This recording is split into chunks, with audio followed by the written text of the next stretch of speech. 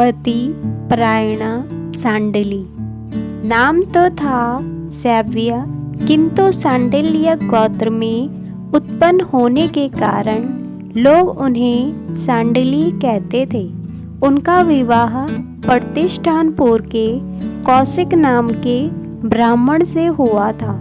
विधाता का विधान भी कैसा है। सांडिली परम सुंदर, शीलवान, धर्मनिष्ठ थी और कौशिक अपने दुष्कर्मों के कारण कोढ़ी हो गया था।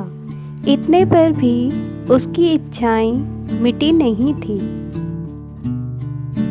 पति की सेवा ही नारी का परम धर्म है। यह निश्चय रखने वाली पतिव्रता स्त्री सांडिली अपने कोढ़ी पति के घाव धोती, उसके पैरों में तेल लगाती, उसे नहलाती, वस्त्र पहनाती, अपने हाथ से भोजन कराती और उसका सारा काम करती। लेकिन ब्राह्मण कौशिक क्रोधी था।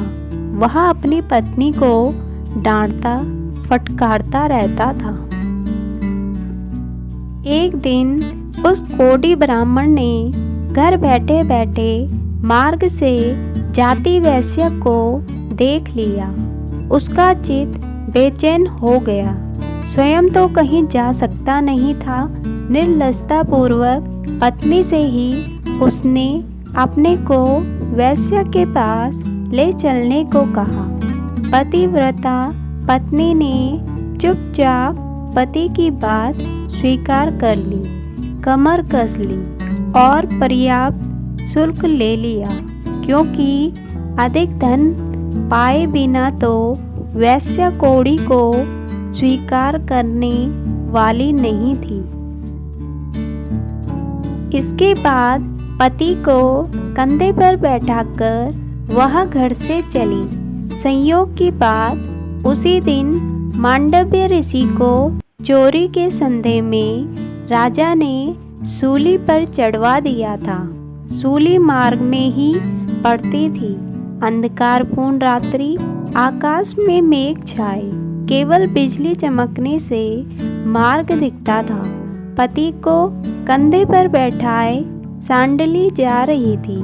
सूली शरीर में चुभी होने से मांडव्य ऋषि को वैसे ही बहुत पीड़ा थी।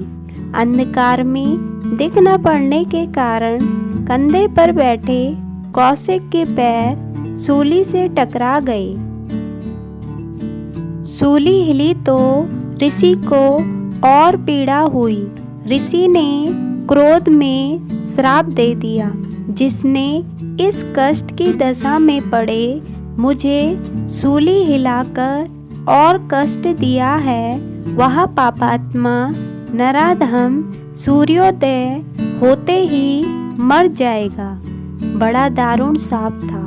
सुनते ही सांडिली के पद रुक गए। उसने भी दृढ़ स्वर में कहा, अब सूर्योदय ही नहीं होगा। प्राण भय बड़ा कठिन होता है।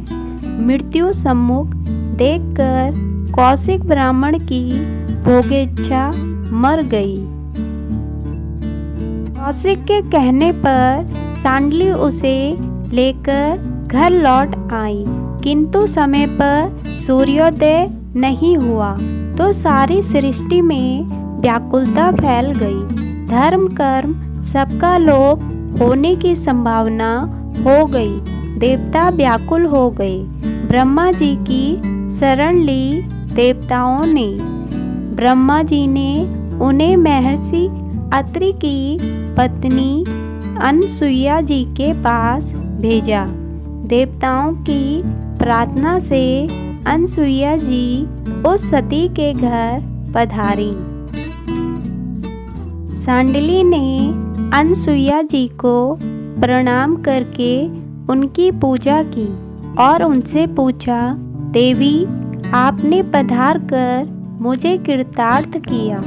पति व्रताओं में आप शिरोमणि हैं। आपके आने से मेरी श्रद्धा पति सेवा में और बढ़ गई और मैं और मेरे पति देव आपकी क्या सेवा करें। तुम्हारे वचन से सूर्योदय नहीं हो रहा है।